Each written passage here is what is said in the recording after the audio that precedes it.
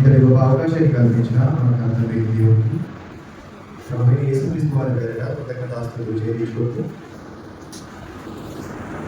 తండ్రి అయిన దేవుడిని ఆరాధించడానికి చేరి వచ్చిన ప్రియ సహోదరి సహోదరులందరికీ మన రక్షకుడైన యేసుక్రీస్తు వారి పేరిట నా హృదయపూర్వక వందనాలు.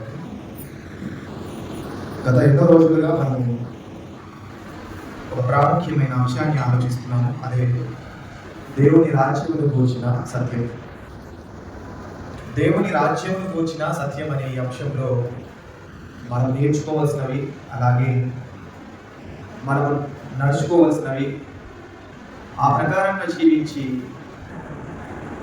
దేవుడు మన కొరకు సిద్ధపరిచి వచ్చిన మహాలోకమైన ఆ పరలోకానికి చేరుకోవడం అనేది మనకి ఇవ్వబడిన ఒక గొప్ప హక్కు. ఈ క్రమంలోనే భూమి మీద ఉన్న దేవుని రాజ్యముగా పిలువబడుతున్న క్రీస్తు సంఘములో మనము ఆయన రాజ్య నివాసులుగా ఉండాలంటే ఏం చేయాలో, అలాగే ఆయన రాజ్య నివాసులైన వారు ఎలా జీవించాలో, వీటినన్నిటినీ కూడా గ్రంథంలో మనం పరిశీలించాలి. అయితే క్రీస్తు సంఘముగా పిలువబడుతున్న దేవుని రాజ్యములో ప్రవేశించకుండా నిత్యత్వం అనే పరలోక రాజ్యంలోనికి ప్రవేశించడం అనేది ఏనాటికి కూడా ఎవరికి కూడా సాధ్యం కాదు. ఎందుకంటే క్రీస్తు సంఘములోనికి ఎవరైతే చేర్చబడతారో వారు మాత్రమే ఆయన అవయవాలుగా ఉంటారు. ఆయన అవయవాలుగా ఎవరైతే ఉంటారో వారు మాత్రమే ఆయనకు లోబడిన వారిగా ఉంటారు. అలా లోబడిన వారు మాత్రమే తీర్పు దినమున ఆయన కుడివైపున నించొని ఉంటారు. కుడివైపున నుంచున్న వారు ఉన్నారు, ఎడమ వైపున నుంచున్న వారు కూడా ఉన్నారు. కుడివైపున ఉండేవారే గొర్రెలు, ఎడమ వైపున నిలబడేవారే మేకలు. కుడివైపున ఉన్నవారిని మాత్రమే ఆయన తిరిగి నిత్యత్వం అనే ఆ పరలోకానికి తీసుకొని వెళ్ళి తండ్రికి వారిని అప్పగిస్తాడు. అనగా ఈ రాజ్యమును ఆయన తండ్రికి అప్పగిస్తాడు. అది కొరింథీ వారికి రాసిన మొదటి పత్రిక 15వ అధ్యాయం 24వ వచనంలో మనం చూడగలం. కొరింథీ వారికి రాసిన మొదటి పత్రిక 15వ అధ్యాయం 24వ వచనంలో అటు తరువాత ఆయన సమస్తమైన ఆధిపత్యమును, సమస్తమైన అధికారమును, బలమును కొట్టివేసి తన తండ్రి అయిన దేవునికి రాజ్యము అప్పగించును. అప్పుడు అర్థం వస్తుంది. యేసుక్రీస్తు వారు తన సంఘములో అవయవాలుగా ఉన్నవారు ఎవరైతే ఉన్నారో వారందరినీ కూడా తీసుకొని వెళ్ళి మొదట తండ్రికి అప్పగిస్తారు. ఆ తర్వాత వచ్చేది ఏంటంటే అంతం. అయితే భవిష్యత్తు కాలంలో యేసుక్రీస్తు వారు ఎవరినైతే అప్పగించబోతున్నాడో ఆ అప్పగించే ఆ సమయంలో, ఆ జాబితాలో, ఆ గుంపులో మనం కూడా ఉండేలా మనల్ని మనం జాగ్రత్త పరచుకోవడమే మనకి ఇవ్వబడిన అవకాశం. ఒకవేళ అప్పగింపబడే ఆ గుంపులో మనం లేము అంటే మనం ఆయన రాజ్య నివాసులుగా ఈ ప్రస్తుత కాలంలో జీవించిన వారం కాదు. మనం అనొచ్చేమో, అయ్యా నీ నామాన్నే కదా నమ్ముకొని రక్షణ పొందుకున్నాము. మనం అనొచ్చేమో, అయ్యా నీ నామాన్నే కదా నమ్ముకొని తండ్రికి ప్రార్థన చేశాము. అయ్యా నిన్ను కదా నమ్ముకొని నీ రాజ్యంలోనికి ప్రవేశించాము అని మనం ఇలాంటి ఎన్ని మాటలు అన్నా ఆయన నుండి వచ్చే సమాధానం ఒకటే ఒకటి, మీరెవరో నేనెవరో. ఎందుకంటే ఆ విషయాన్ని యేసుక్రీస్తు వారే స్వయంగా తెలియజేశారు. భవిష్యత్తు కాలంలో మీరు ఇలాగంటారు, ఏమనో తెలుసా? ప్రభువా నీ నామమున దయ్యములు వెళ్ళగొట్టలేదా? నీ నామమున అద్భుత కార్యములు చేయలేదా? నీ నామమున ఇదిగో ఈ కార్యములు చేయలేదా అని ఎన్నో మీరు జ్ఞాపకం చేస్తారు. కానీ ఆ సమయంలో మీ స్థితిగతి ఎలా ఉంటుందో తెలుసా? మీ యొక్క సిచ్యువేషన్ ఎలా ఉంటుందో తెలుసా? మీ క్రియలను బట్టి నేను అప్పుడు ఫలాన్ని ఇస్తాను. నేను చెప్పే మాట ఏంటో తెలుసా? అప్పుడు మీరెవరో నేనెవరో. ఆయన నామాన్నే పూజించాము, ఆయన నామాన్ని గణపరిచాము, ఆయన నామాన్ని మనము ఎన్నిక చేసుకున్నాము. అయినను మన పరిస్థితి ఎలా ఉంటుందంట భవిష్యత్తులో? ఒకవేళ ఆయన చెప్పినట్టుగా జీవించకపోతే మీరెవరో మేమెవరో. అది ఎంత ఎంత అవమానకరంగా ఉంటుంది, అది ఎంత గిల్టీ ఫీలింగ్ ఉంటుంది కదా. ఆ బాధ ఎవరికి కూడా వర్ణించలేము. అంత ఘోరమైన బాధ ఒకేసారి మనకు ప్రెజెంట్ అవుతే ఎలా ఉంటుంది. అందుకే అలాంటి మాట ఆయన నోటి నుండి రాకముందే మనల్ని మనం జాగ్రత్త పరుచుకుంటే అప్పుడు అంటాడు ఆయన, అలా నమ్మకమైన మంచి దాసుడా. అది అనిపించుకోవడానికి మనకి ఇస్తున్నాడు ఈ ఆయుష్కాలం.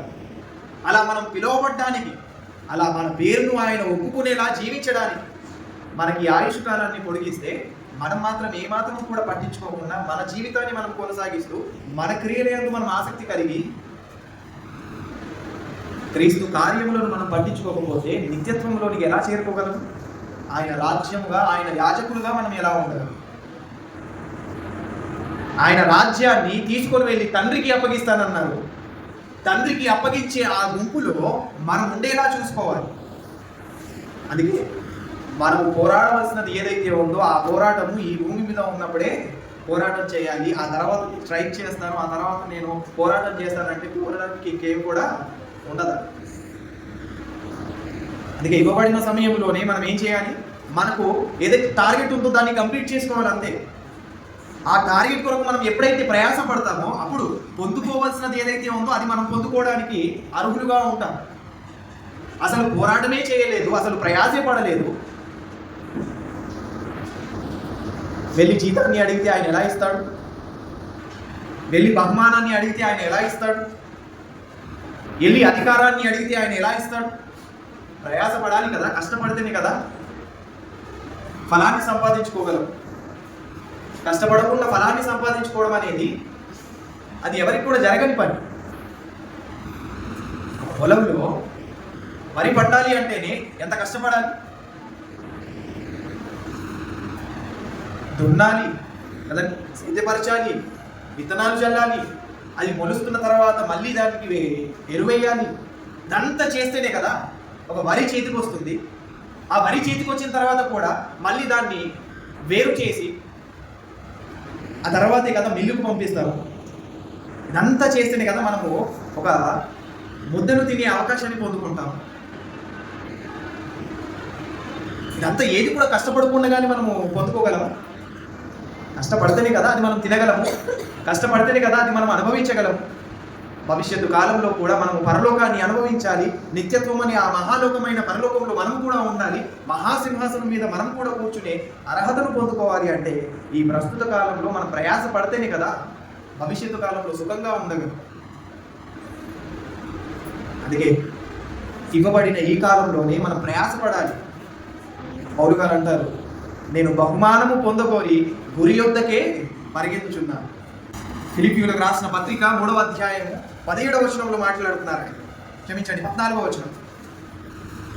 ఫిలిప్పీయులకు రాసిన పత్రిక 3వ అధ్యాయము 14వ వచనంలో క్రీస్తు యేసునందు దేవుని ఉన్నతమైన పిలుపునకు కలుగు బహుమానము పొందవలెనని గురి యొద్దకే.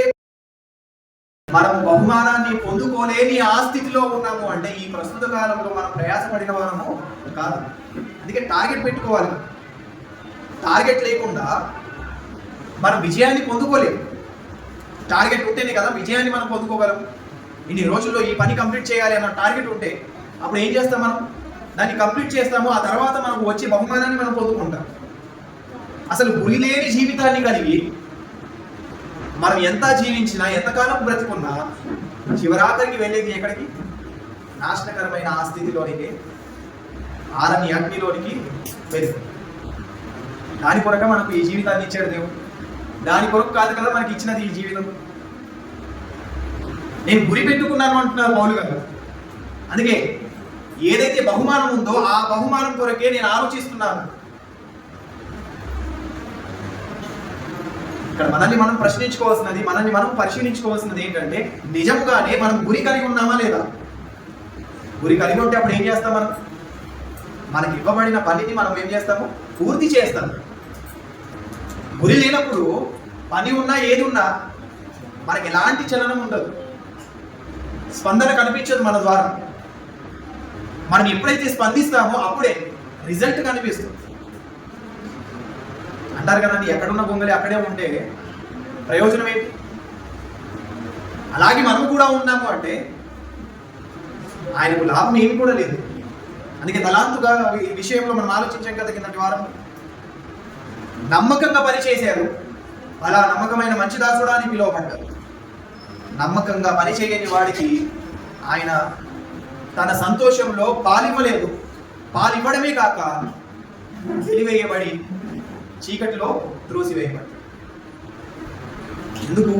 కారణం ఏంటంటే ఇవ్వబడిన పనిని పూర్తి చేయలేదు. మనలో ప్రతి ఒక్కరికి తలాంతునిచ్చాడు.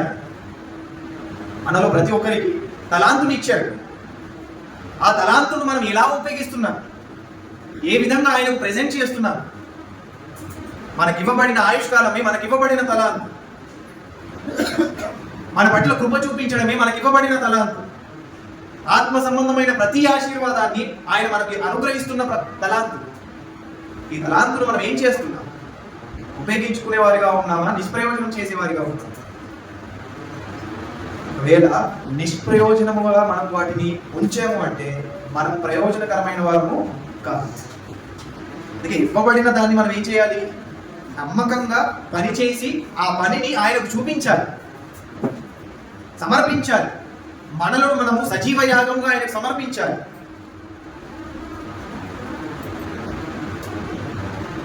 పౌలు గారు గురి కలిగి ఉన్నారు. ఏంటి ఆయన గురి అంటే, ఇదిగో ఏ లోకం నుండి అయితే వచ్చానో ఆ లోకానికి తిరిగి చేరుకోవాలి.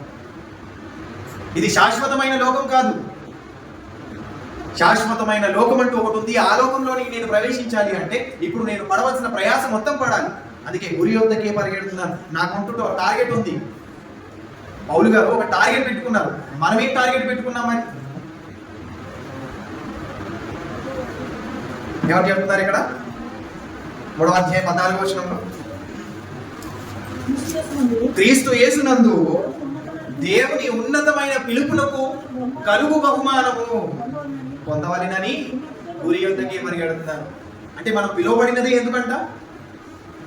మనం పిలువబడినదే ఎందుకంట? అక్కడ బహుమానము పొందవలెనని. క్రీస్తు యేసునందు ఉన్నతమైన పిలుపునకు కలుగు బహుమానం అంటే ఆయన పిలుపునకు కారణమే ఏంటంటే మనకు బహుమానం ఇవ్వాలి అనేసి. పిలిచాడు కదా అనేసి అందరికీ బహుమానం ఇస్తాడనుకుంటే పొరపాటు.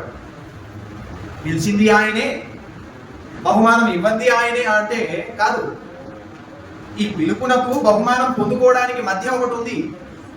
మనం పడవలసిన కష్టం. మనం పడవలసిన కష్టం ఏదైతే ఉందో అది చూపిస్తేనే కదా బహుమానం ఇస్తాడు ఆయన. స్కూల్లో చదివిన ప్రతి ఒక్కరు కూడా పాస్ అయిపోతారా? స్కూల్లో చదివిన ప్రతి ఒక్కరు కూడా పాస్ అయిపోతారా? ఎవరు పాస్ అవుతారు? మరి ఎవరైతే కష్టపడి కదా నేర్చుకొని ఎగ్జామ్ అటెంప్ట్ చేస్తారో వారే పాస్ అవుతారు. అదేంటండి, నేను అసలు ఏ మాత్రం కూడా యాబ్సెంట్ కాకుండా నేను అన్ని క్లాసులు అటెండ్ అయ్యాను, అన్ని తరగతుల్లో నేను ఫస్ట్ ఉన్నాను అంటే కాదు కదా.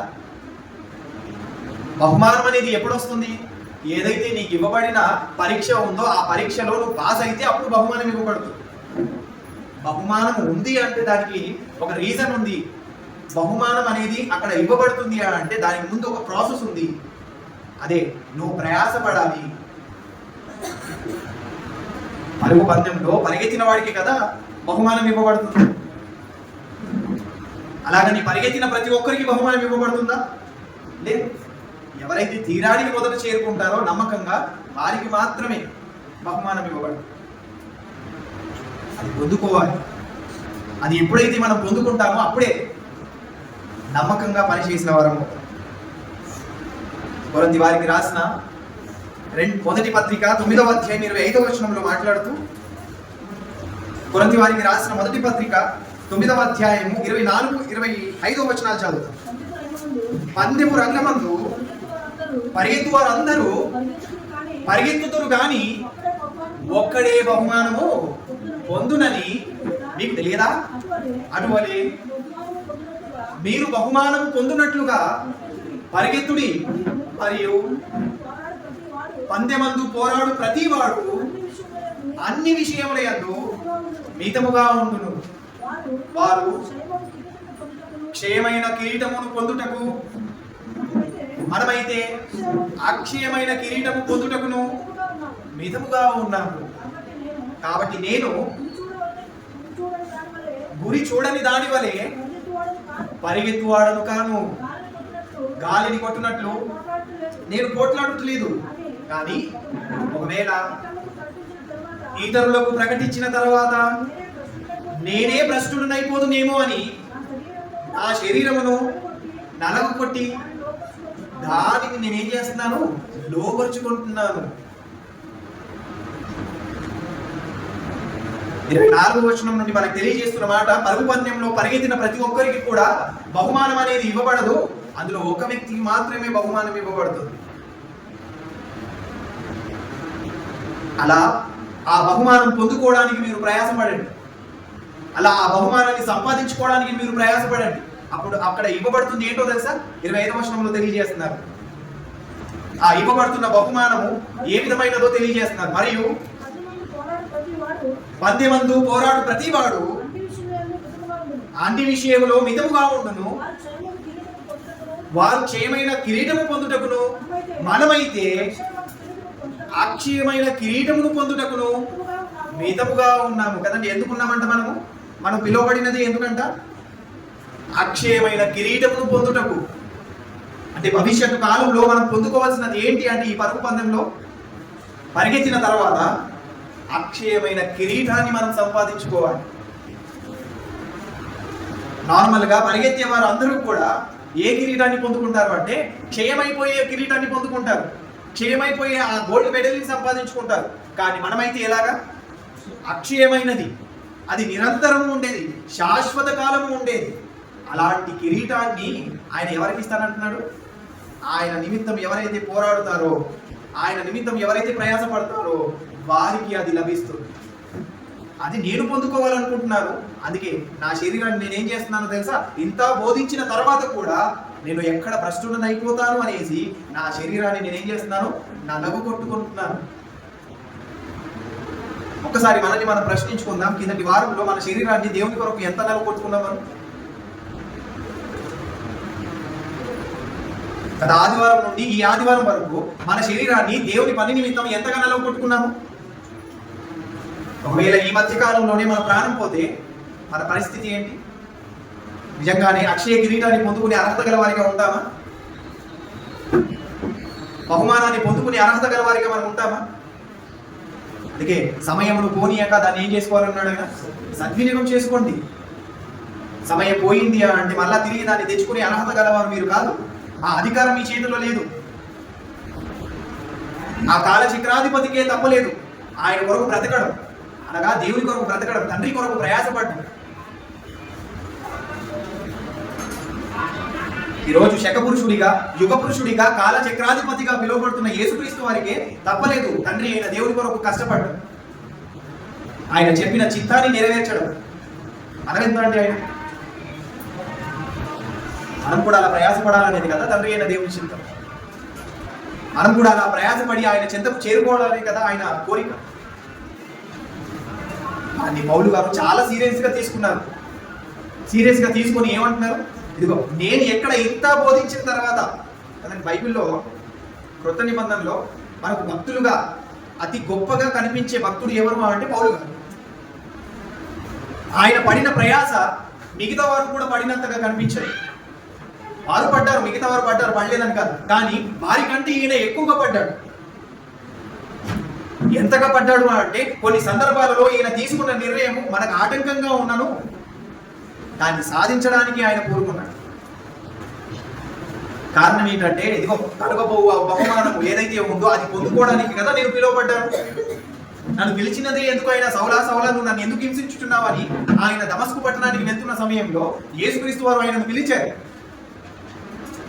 ఆయన ఆలోచించాడు, ఎందుకు నన్ను పిలిచాడు ఆయన? ఆ బహుమానం పొందుకోవడానికే కదా, క్రీస్తు యేసు నందు కలుగు ఆ బహుమానం పొందుకోవడానికే కదా నేను పిలువబడ్డాను.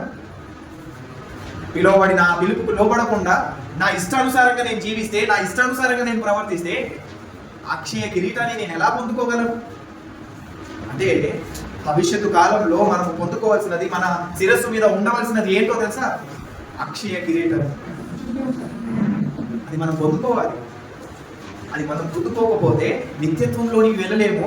ఆ తండ్రికి ఏ రాజ్యాన్ని అయితే క్రీస్తు అప్పగిస్తారో ఆ రాజ్యంలో ఉన్నవారు మనము కాదు. అందుకే కిరీటమును పొందుకోవాలి. పరుగు పందెంలో పరిగెత్తాలి. నేను సహజ సిద్ధంగా పరిగెత్తేవాడను కాదు. 26వ వచనంలో అదే చెప్తున్నారు కదా, 26వ వచనం. కాబట్టి నేను గురి చూడకుండా పరిగెత్తేవాడను కాదు. ఎలా ఉన్నాడంట ఆయన? గురి చూడకుండా, నేను గురి పెట్టుకోకుండా పరిగెత్తేవాడిని కాదు. గురి పెట్టుకొని గురి యొద్దకే పరిగెత్తుచున్నాను. అది ఫిలిప్పీలకు రాసిన పత్రికలో చెప్తున్నాడు ఆయన. 3వ అధ్యాయం 14వ వచనంలో చదివాం కదా, బహుమానము పొందవలెనని గురి యొద్దకే పరిగెత్తుచున్నాను. అక్కడ కంటిన్యూషన్ ఇక్కడ చెప్తున్నాడు ఆయన. నేను గురి యొద్దకే పరిగెడుతున్నాను. పత్రికలన్నింటిలో కూడా పౌలు గారు తన టెస్ట్ మనీని చెప్పుకోవడానికి గల కారణం ఏంటో తెలుసా? ఇదిగో నేను ఎలా జీవిస్తున్నానో అట్లీస్ట్ మీరు అలాగైనా జీవించండి. నేను ఎలాగైతే ఉన్నానో మీరు అలాగైనా ఉండడానికి ప్రయత్నం చేయండి. కానీ పౌలు గారు తీసుకున్న నిర్ణయాలు ఏవైతే ఉన్నాయో అవి చాలా నిక్కచ్చుగా ఉండేవి. చాలా బలమైన నిర్ణయాలు తీసుకున్నాడు ఆయన. అలా బలమైన నిర్ణయాలు తీసుకున్నాడు కాబట్టి అలా బలంగా నిలబడ్డాడు. బలంగా నిలబడినందుకే ఆయన ఘనంగా చెప్పిన మాట, నేను క్రీస్తును పోలి నడుచున్న ప్రకారం మీరు నన్ను పోలి నడుచుకోరు. ఎవరికైనా ధైర్యం ఉందా అండి? అంతటి మాట చెప్పడానికి ఎవరికైనా ధైర్యం ఉందా? ఆ మాట చెప్పేంత ధైర్యం ఈరోజు బోధకులుగా పిలువబడుతున్న వారికి కూడా ఉండదు. ఎందుకంటే అంతటి సాహసపు ఆలోచన విధానము, ప్రయాసపడే తత్వము ఆయనలో ఉంది. అందుకే పౌలు గారు తనను తానే ఎగ్జాంపుల్గా చెప్పుకుంటున్నారు ప్రతిసారి. నేనైతే అందరిలా కాదు, నా రూటే సపరేట్ అన్నట్టుగా క్రీస్తు యొద్దకు నేను చేరుకోవాలి అంటే క్రీస్తు పడిన ఆ పాటలలో కొదువైన వాటిని నేను నా యందు సంపూర్ణము చేయాలనుకుంటున్నాను. కొలసి వారికి రాసిన పత్రికలో తెలియజేస్తారు. 1వ అధ్యాయం 24వ వచనం. కొలసి వారికి రాసిన పత్రిక 1వ అధ్యాయం 24వ వచనంలో, ఇప్పుడు మీ కొరకు నేను పడుచున్న ఈ శ్రమలు ఏవైతే ఉన్నాయో వాటి యందు సంతోషించుచు సంఘము అను ఆయన శరీరము కొరకు క్రీస్తు పడిన పాటలలో కొదువైన వాటి యందు నా వంతు, నా శరీరమందు నేను సంపూర్ణము చేయించున్నాను. దేని కొరకు ప్రయాసపడుతున్నాడంట ఆయన? తన ఇంటి వారి కొరకు ప్రయాసపడుతున్నాడా? తన బంధువుల కొరకు ప్రయాసపడుతున్నాడా? దేని కొరకు? క్రీస్తు శరీరమును ఆయన సంఘం కొరకు. స్థానికంగా ఉన్న ఈ సంఘం కొరకే మనం ప్రయాసపడని వారమైతే క్రీస్తు సంఘముగా ఉన్న ఆ శరీరం కొరకు మనం ఎలా ప్రయాసపడతాము? అనేకులకు మనం మాదిరిగా ఉండాలన్నాడు ఆయన. తనను తాను మాదిరిగా పెట్టుకున్నాడు. ఆ పత్రికల్లో తనను గురించి తాను చెప్పుకోవడానికి గల కారణం ఏంటో తెలుసా? నేను ఇలా ఉంటున్నాను, మీరు ఎలా ఉంటున్నారో చూసుకోండి ఒకసారి. బోధకుడిగా ఉన్న నేను ఇలా ఉంటే మీరు విశ్వాసులుగా ఉండి ఏ విధంగా ఉన్నారు అని కొలసి వారికి పత్రికను రాశాడు, ఫిలిప్పీ వారికి పత్రికను రాశాడు, కొరతి వారికి రాశాడు. ఎందుకు? జాగ్రత్త పడండి. ఎందుకంటే భవిష్యత్తు కాలంలో మనం పొందవలసిన ఏదైతే బహుమానం ఉందో అది పొందుకోవడానికి ఇప్పుడే ప్రయాసపడాలి. ఇదే తగిన సమయం. అక్షయ కిరీటాన్ని పొందుకోవడానికి ప్రయాసపడాలి. అక్షయ కిరీటమే కాదు, మనం పొందుకోవాల్సిన కిరీటాలు చాలా ఉన్నాయి. యాకోబు గారు రాసిన పత్రిక 1వ అధ్యాయం 12వ వచనంలో మరొక కిరీటాన్ని గురించి మాట్లాడుతున్నారు ఆయన. యాకోబు గారు రాసిన పత్రిక 1వ అధ్యాయం 12వ వచనం, శోధన సహించువాడు ధన్యుడు, అతడు శోధనకు నిలిచిన వాడై ప్రభువు తనను ప్రేమించు వారికి వాగ్దానము చేయబడిన జీవ కిరీటమును పొందును. ఏం చేస్తాడంట? శోధన సహించిన వారు, ఏదైతే శోధన ఉందో ఆ శోధన సహించిన వారికి ఆయన ఏమి ఇస్తానని వాగ్దానం చేశాడంట?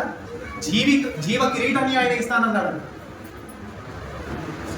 ఆ జీవ కిరీటాన్ని పొందుకున్న వారు మాత్రమే నిత్య జీవంలో ఉంటారు. జీవ కిరీటం ఎవరి మీద అయితే ఉండదు వారు నిత్య జీవంలోనికి వెళ్ళే అవకాశము ఉండదు. అందుకే కదా ఉపమాన రీతిగా చెప్పాడు ఆయన. బిందును పిలిచాడు. ఆ బిందు ఏదైతే పెళ్లి వస్త్రాలు ఉండాలో ఆ పెళ్లి వస్త్రం లేవు అనేసి ఆ సహోదరుని ఏం చేశారు? ఆయన వెలుపటి చీకటిలోనికి త్రోసివేశాడు. అది కూడా ఎలాగో తెలుసా? అక్కడ వర్ణిస్తాడు. కాళ్ళు చేతులు కట్టేసి వెలుపటి చీకటిలోనికి త్రోసేసాడు. ఎక్కడ మళ్ళీ తిరిగి పరిగెత్తుకుంటూ వచ్చేస్తాడు. అంత సీను ఏమి ఉండదు, కానీ అంత కఠినమైన సిచ్యువేషన్ ఉంటుంది అనేసి వివరిస్తున్నాడు. అంటే జీవ కిరీటము లేకుండా నిత్య జీవంలోనికి మనం వెళ్ళే అవకాశము పొందుకోలేము. మరి ఆ నిత్య జీవం అని ఆ కిరీటాన్ని మనం పొందుకోవాలంటే ఏం చేయాలి? ఎన్నైతే శోధనలు వస్తున్నాయో ఆ శోధనలన్నిటిని కూడా మనము సహించేవారిగా ఉండాలి. ఎవరైతే సహిస్తారో వారు మాత్రమే ధన్యులు. సహించువారు ఎవరు? ధన్యులు. అది యాకోబు రాసిన పత్రిక 5వ అధ్యాయం 11వ వచనంలో తెలియజేస్తారు. యాకోబు రాసిన పత్రిక 5వ అధ్యాయం 11వ వచనం, సహించిన వారిని ధన్యులు అనుకొనుచున్నాము కదా, మీరు యోబు యొక్క సహనమును గూర్చి వింటిరి. ఆయన ఎంతో జాలియు కనికరము గలవాడై ఉండి, ఎలా ఉన్నాడంట? ఆయన ఎంతో జాలిగా కనికరం గలవాడిగా ఉన్నారు యోబు గారు. ఆయన ఏం చేశారంట? సహించిన వారిగా ఉన్నారు. అందుకే సహించిన వారు ఎవరైతే ఉన్నారో వారేంటి? ధన్యులు. వారికి వచ్చే ఆ అవకాశము, వారికి వచ్చే ఆశీర్వాదం ఏంటి అంటే జీవ కిరీటాన్ని పెట్టుకునే అవకాశం. యేసుక్రీస్తు వారు పిలిచి ఇదిగో కదండి, ఒకరిని సత్కరిస్తున్నప్పుడు ఎలాగైతే శాలువ కప్పి దండలు వేస్తారో అలా యేసుక్రీస్తు వారిని పిలిచి ఇదిగో ఇట్రా అనేసి ఆయన జీవ కిరీటం అని ఆ కిరీటాన్ని మన శిరస్సు మీద పెడితే అప్పుడు నిత్యత్వంలోనికి వెళ్ళే అవకాశాన్ని సంపాదించుకుంటాం. అది దేని బట్టి వస్తుంది? ఏదో ఆదివారం ఆరాధనకు వచ్చేసినంత మాత్రం వస్తుందా? ఏదో 2 వాక్యాలు చదువుకున్నంత మాత్రాన వస్తుందా? పాటలు పాడేసినంత మాత్రాన వస్తుందా? లేదు. చేయవలసిన కర్తవ్యాన్ని పర్ఫెక్ట్ గా చేసినప్పుడే అప్పుడు ఈ ఆరాధన క్రమం ఏదైతే ఉందో అది తండ్రిని మహిమపరచడానికి, తండ్రిని స్తుతించడానికి. ఈ ఆరాధన కూడా ప్రతిఫలంగా కనిపించాలి అంటే, గొప్పగా కనిపించాలి, ఈ ఆరాధన కూడా యోగ్యకరంగా ఉండాలి అంటే మనకు అప్పగించిన పనిని మనం తుదముట్టించాలి. ఆ రిజల్ట్ ని తీసుకొని వచ్చి ఈ ఆదివారం ఆయనకు సమర్పించాలి. అప్పుడు తండ్రి ఏం చేస్తాడు? సంతోషిస్తాడు కదా. సంవత్సరం అంతా చదివాడు పిల్లోడు, సంవత్సరం తర్వాత ఒక కార్డు ఉంటుంది, అదేంటి? ప్రోగ్రెస్ కార్డు తీసుకొని వచ్చి అన్ని 0 మార్కులు తీసుకొని వచ్చి తండ్రి దగ్గర పెట్టాడు అనుకోండి. అప్పుడు తండ్రి ఏం చేస్తాడు? వాళ్ళ నమ్మకమైన మంచి కుమారుడు అంటాడా? తొక్క తీసి ఎండగట్టేస్తాడు. ఎందుకు? సంవత్సరం అంతా నేను కష్టపడి నేను పెంచితే నేను చదివిస్తే నువ్వు మాత్రం ఏం చేశావు? 0 తీసుకొని వచ్చేది అని 0 కొట్టడానికి పంపిస్తావు. అంటే ఏదైతే సమయం ఉందో ఆ సమయంలోనే మనం ప్రయాసపడి మన రిజల్ట్ ఏంటో చూపించాలి. అదే ఈ వారం అంతట్లో మనం చేయాల్సినది. ఆదివారం నుండి ఈ ఆదివారం వరకు మనం ఎంతైతే ఆయన వరకు కష్టపడ్డామో ఆ రిజల్ట్ ని తీసుకొని వచ్చి ఆయన ఎదుట మనం సమర్పించాలి. అదే కదా ఆయన కోరుకున్నది. బలియు అర్పణయు ఆయన కోరుకున్నవాడు కాదు. అలాగైతే అక్కడ పెద్ద బలిపీఠం ఉండేది బయట. బలిగా దేని కోరుకున్నాడు ఆయన? మనలను కదా కోరుకున్నది. సజీవ యాగంగా మనల్ని మనం సమర్పించుకోవడమే కదా ఆయన కోరుకున్నది. అలా సమర్పించాలి. సమర్పించిన వారికి మాత్రమే జీవ కిరీటం అనేది గిట్టబడదు. అది పొందుకునే వారికి మనం ఉండాలి. భవిష్యత్తు కాలంలో అది ఉంటుంది, అది మనం చూస్తాము. ఇది నమ్మి ఆ ప్రకారంగా నడుచుకుంటేనే మనము రక్షణ పొందుకోగలం. సహించాలి. అందుకే రక్షణ అనేది బాప్తిస్మంలో పొందినది ఒకటైతే శాశ్వత కాలముగా ఉండే రక్షణ మరొకటి ఉంది. అదే అంతము వరకు సహించువాడు ఎవడో వాడే రక్షింపబడము అన్నాడు యేసుక్రీస్తు. అంతము వరకు ఎవరైతే సహిస్తారో వచ్చిన శోధనలన్నిటిని కూడా అంతము వరకు సహించాలి. వాడే ఏమవుతాడంట? రక్షింపబడతాడు. అలా ఆ రక్షణను పొందుకోవాలి. జీవ కిరీటాన్ని మనం పొందుకోవాలి. నిత్యము జీవించే వారిగా మనం ఉండాలి. అప్పుడే మనం పడిన ప్రయాసకు మనము లాభాన్ని సంపాదించుకుంటాం, ప్రతిఫలాన్ని అనుభవిస్తాం. మరొక కిరీటాన్ని గురించి తిమోతి గారికి రాసిన 2వ పత్రిక 4వ అధ్యాయం 8వ వచనంలో తెలియజేస్తున్నారు. తిమోతి గారికి రాసిన 2వ పత్రిక 4వ అధ్యాయం 8వ వచనం.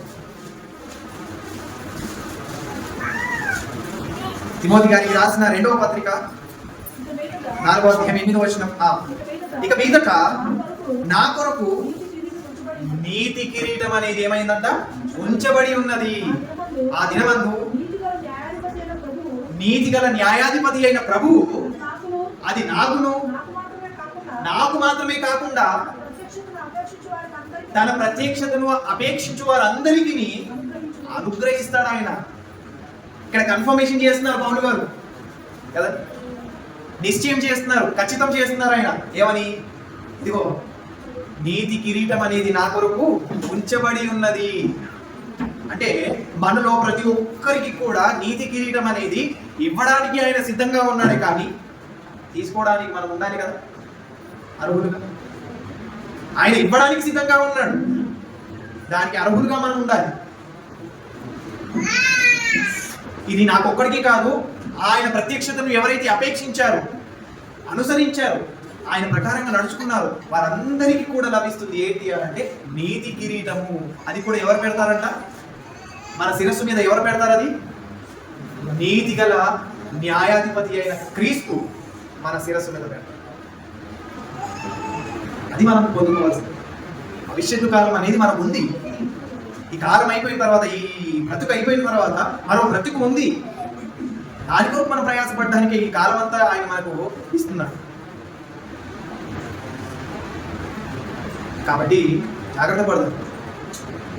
మనకి ఏవైతే బహుమానాలు ఇవ్వబడుతున్నాయో, ఏవైతే కిరీటాలు మన కొరకు సిద్ధపరచబడి ఉన్నాయో అవి పొందుకోవడానికి మనం ప్రయాసపడదాం. కొరింథీ వారికి రాసిన పేతురుకు రాసిన మొదటి పత్రిక 4వ అధ్యాయం 9వ వచనంలో మరొక కిరీటాన్ని గురించి తెలియజేస్తారు. అక్కడ పేతురుకు రాసిన మొదటి పత్రిక 4వ అధ్యాయం 5వ అధ్యాయం 4వ వచనం. ప్రధాన కాపరి ప్రత్యక్షమైనప్పుడు మీరు వాడబారని మహిమగల కిరీటమును పొందుతారు. ఏం పొందుకుంటామంట? వాడబారని. అది ఎవరు కూడా వాడినది కాదు, ఎవరితో తీసుకొని వచ్చి మన తల మీద పెట్టేది కాదు. అది ఎవరు కూడా వాడని ఆ కిరీటాన్ని మన శిరస్సు మీద పెడతానంటాడు. ఎవరు పెడతారంట? అది ప్రధాన కాపరి. ఎవరది? మన ప్రభు అయిన యేసుక్రీస్తు వారు. ఆయన సంఘాన్ని లీడ్ చేసే వారందరూ కూడా కాపరులు అయితే, ఈ కాపరులందరికీ కూడా ప్రధాన కాపరి ఉన్నాడు, ఆయనే ప్రభు అయిన యేసుక్రీస్తు వారు. ఆయన వచ్చి ఏం చేస్తారంట? మహిమ గల కిరీటాన్ని మన శిరస్సు మీద పెడతారు. అది పొందుకోవాలి. అది పొందుకున్నప్పుడే అప్పుడు ఈ రాజ్యాన్ని తీసుకుని వెళ్ళి తండ్రికి అప్పగిస్తాడు. మీరు పర్ఫెక్ట్గా ఉన్నారు నాయన, మిగతా వారందరూ కూడా పడిపోయారు, మీరు మాత్రమే ఉన్నారు. అందుకే పిలువబడిన వారు అనేకులు, ఏర్పరచబడిన వారు కొందరి. మనం పిలువబడ్డాం, ఇవన్నీ పొందుకోవడానికి మనం పిలువబడ్డాం. కానీ ఎప్పుడు వీటిని అన్నిటిని మనం పొందుకుంటామంటే ఏర్పరచబడినప్పుడే, ఎన్నిక చేయబడినప్పుడే, అర్హతను సంపాదించుకున్నప్పుడే వీటిని అన్నిటిని పొందుకుంటాము. అప్పుడు నిత్యత్వంలోనికి చేరే అవకాశాన్ని సంపాదించుకుంటాం. చివరిగా తెస్సలోనియులకు రాసిన మొదటి పత్రిక 2వ అధ్యాయం 19వ వచనంలో మరొక కిరీటాన్ని గురించి తెలియజేస్తారట. తెస్సలోనియులకు రాసిన మొదటి పత్రిక 2వ అధ్యాయం 19వ వచనం. ఏలైనగా మన నిరీక్షణ అయినను, ఆనందమైనను, అతిశయ కిరీటమైనను ఏది? మన ప్రభు అయిన యేసుక్రీస్తు వారి యొక్క రాకడ సమయమున ఆయన ఎదుట మీరే కదా, నిశ్చయముగా మీరే మా మహిమయు ఆనందమునై ఉన్నారు. ఇక్కడ ఒక కిరీటాన్ని గురించి చెప్తున్నాడు. ఏంటి ఆ కిరీటం అంటే? అతిశయ కిరీటం. ఆ అతిశయ కిరీటాన్ని మనం సంపాదించుకోవాలి. అంటే ఏదో గొప్పలకి వెళ్ళి ఆ అతిశయం కాదు. అది నేను ప్రభువు కొరకు బ్రతికాను అని ఒక ఖచ్చితమైన అతిశయంతో కూడిన కిరీటం. అది ఖచ్చితంగా నేను ఆయన కొరకే బ్రతికాను, అందుకే నేను అర్హుడిని అనేసి ఆయన ఏం చేస్తాడు? ఆయన ప్రత్యక్షమైనప్పుడు అతిశయ కిరీటాన్ని పెడతాడు. దాని గురించి మనం ఆలోచించాం. అలా నమ్మకమైన మంచి దాసుడు. అతిశయం అంటే ఆయన అతిశయించేది. ఆయన అతిశయించి మనకు కిరీటాన్ని పెడతాడు. కాబట్టి జాగ్రత్త పడదాం. వీటినన్నిటిని కూడా మనం పొందుకునేలా ప్రయాసపడదాం. ఆయన మనకి ఇవ్వబడిన ఈ అవకాశాన్ని మనకి ఇచ్చాడు. దీన్ని మనం దుర్వినియోగపరుచుకున్నామంటే దాన్ని మనం నాశనకరమైన స్థితిలోనికి త్రోసివేసుకుంటాం. మనకి ఇవ్వబడిన సమయాన్ని, మనకి ఇవ్వబడిన ఈ ఆయుష్కాలాన్ని మనం ఆయన కొరకు ఉపయోగించి ఆయన ఉన్న మహాలోకమైన పరలోకానికి చేరుకోవాలి. ఎప్పుడో తెలుసా? వీటినన్నింటినీ పొందుకున్న తర్వాత పొందుకుందాం. దాని కొరకు ప్రయాసపడదాం. ఆ ప్రకారంగా జీవించి మనమందరం కూడా నిత్యత్వంలోకి చేరే అవకాశం గలవారి అందరికీ